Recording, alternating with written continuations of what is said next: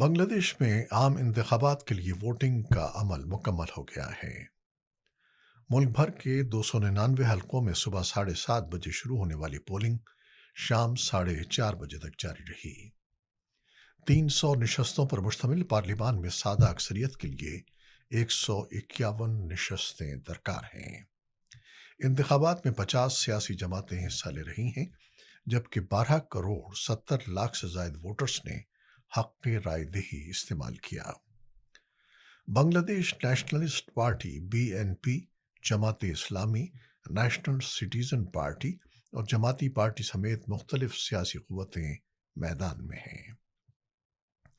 BNP کے سربراہ طارق رحمان وزارت عظمیٰ کے امیدوار ہیں، جبکہ جماعت اسلامی کے امیر شفیق الرحمان بھی مضبوط امیدوار کے طور پر سامنے آئے ہیں۔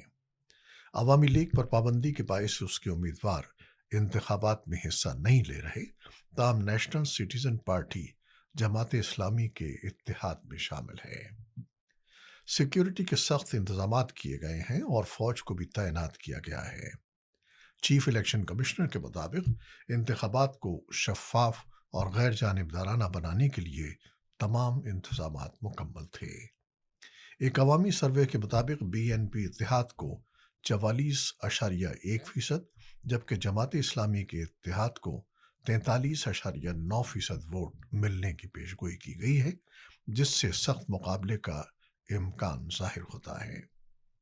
دریں اثنا ضلع گوپال کے ایک پولیس اسٹیشن پر دستی بم دھماکے میں 3 افراد زخمی ہو گئے، تاہم سیکیورٹی فورسز نے فوری کارروائی کرتے ہوئے صورتحال کو قابو میں کر لیا۔